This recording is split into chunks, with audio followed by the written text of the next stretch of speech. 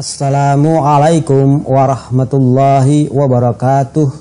Video kali ini diberi judul Al-Quran sebagai subjek studi. Pertama-tama pada judul ini sebenarnya yang mau dibahas adalah Al-Quran. Namun pengertian daripada kata Al-Quran itu sendiri, oleh karena wawasan penjelasannya sangat panjang, maka di sini kita akan bahas terlebih dulu kedudukan Al-Quran dalam studi atau belajar, yaitu sebagai subjek. Apa itu subjek? Sebelum memahami artinya, perlu diketahui bahwa dalam menggunakan kata atau istilah subjek ini, kita harus lebih dulu memahami kedudukannya dalam apa dan fungsinya dalam apa Al-Quran sebagai subjek ini. Juga pada bidang apa Al-Quran tersebut kita sedang tandai sebagai subjek pada pembahasannya. Baiklah, untuk pembahasan saat ini kita akan bahas sekaligus dua kedudukan pada dua bidangnya masing-masing terkait judul Al-Quran sebagai subjek studi, yaitu bidang ketatabahasaan dan keilmuan. Untuk bidang ketatabahasaan, yang perlu kita lakukan hanya melihat dari kedudukan kata, kedudukan kata dalam hal ini subjek tersebut pada kalimatnya. Adapun dalam bidang keilmuan, kita harus melihat kedudukan Al-Quran, yaitu terhadap pemahaman kita dalam studi atau belajar. Artinya, untuk bidang keilmuan, kita yang belajar Al-Quran tidak memposisikan diri sebagai pihak yang menentukan makna Al-Quran. Jadi berhubung Al-Quran lah yang harus menentukan maknanya, maka kita harus melihatnya dari konteks-konteks tiap-tiap ayatnya. Sebagai contoh, coba kita lihat surat Yasin ayat kedua, berbunyi Wal Qur'anil Hakim. Kedudukan Al-Quran pada kalimat ini adalah sebagai muqassam, atau yang dikosamkan, atau yang dijadikan sumpah. Jadi artinya sama dengan demi Al-Quran yang hakim.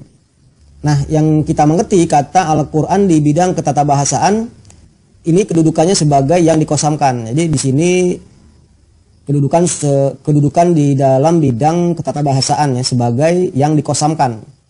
Sedangkan kedudukan Al-Hakim sebagai sifat dari Al-Quran itu sendiri. Inilah di bidang ketatabahasaan seperti itu. Tetapi bila dilihat dari keilmuan, maka konteks ayat ini, Al-Quran di sini kedudukannya sebagai penentu atau yang menentukan. Dalam konteks ayat ini adalah penentu hukum atau pemberi kepastian hukum. Nah itu ya contoh perbandingan bahasan antara bidang ketatabahasaan dan keilmuan. Sekarang kembali ke judul. Kata subjek secara bahasa berarti sama dengan pokok bahasan. Jadi Al-Quran sebagai subjek studi berarti sama dengan Al-Quran sebagai pokok bahasan studi atau belajar. Nah untuk itu mari kita lihat kembali surat Al-Muzammil yang sudah dibahas pada video sebelumnya, yaitu berjudul Keadaan Awal dan Tahap Kegiatan untuk Menyelesaikan Studi Al-Quran episode ke-3. Kita lihat ayat ke-8 berbunyi Wadhkurisma rabbika watabattal ilaihi tabtila.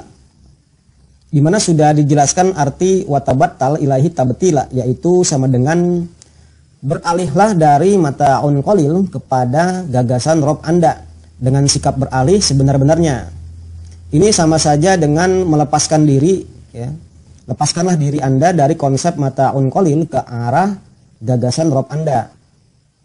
Adapun yang dimaksud dengan gagasan Rob di sini tentunya adalah Al-Quran yang diturunkan oleh Allah, pembuat kebijakan semesta kenyataan alam, baik organis, biologis maupun alam fikir.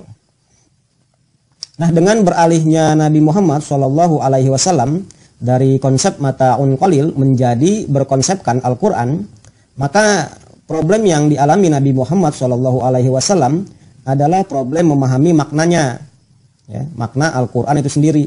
Oleh sebab, selain turunnya Al-Quran itu secara berangsur-angsur, juga ada hadis yang mengatakan bahwa ketika menerima wahyu atau Al-Quran, ini seperti gemerincing lonceng. Hal ini yang dirasakan Nabi Muhammad sangatlah berat. Tetapi bagi kita sebagai pengikutnya yang ingin memahami Al-Quran juga, yaitu sebagai konsep kehidupan hasanah fid dunya dan hasanah fil akhirah, Pada kenyataannya problem yang pasti kita hadapi dalam studi Al-Quran bukan hanya problem memahami maknanya ya, tetapi juga bahasanya. Oleh sebab bahasa Al-Quran ini merupakan bahasa yang asing bagi kita. Jadi misalnya ketika kita membaca Al-Quran, di mana arti atau pengertian daripada membaca juga sudah dijelaskan di video lain, yaitu artinya sama dengan mempelajari.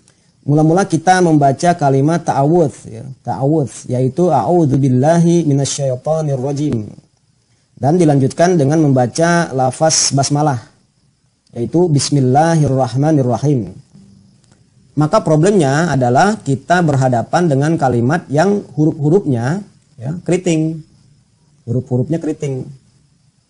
Sekarang kita pahami bagaimana hal tersebut akan menjadi problem ketika kita berhadapan dengan Al-Quran. Sebab di satu sisi kita diperintahkan untuk merotal Al-Quran, ya, yaitu bernatoko bil maktubi fi atau al-qanazra alaihi, yaitu sama dengan bercakap dengan yang dibaca di dalamnya, yaitu di dalam Al-Quran, atau menurunkan pandangan atas yang dibaca. Sehingga di sisi lain menjadi kita yang membaca apa yang dibaca, yaitu Al-Quran, sampai dengan pandangan Al-Quran yang dibaca itu berpindah menjadi pandangan kita, yaitu kita sebagai pembacanya menjadi berpandangan menurut Al-Quran. Di sini sudah termasuk meliputi baik bahasanya maupun maknanya atau pengertiannya ya. Jadi dari sini dapat kita simpulkan bahwa Al-Quran sebagai yang menentukan studi atau penentu studi memiliki dua problem bacaan atau tulisan ya, yaitu problem yang pertama dari tulisan itu adalah problem bahasa, dan problem kedua dari bacaan atau tulisan itu adalah problem isinya, yaitu problem makna atau problem ilmunya. Maka dari kesimpulan ini nanti ke depan kita insya Allah akan membahas bagaimana menghadapi problem bahasa dan problem makna atau ilmu ya. Demikian yang bisa disampaikan, insya Allah bermanfaat. Kita akhiri. Wassalamualaikum warahmatullahi wabarakatuh.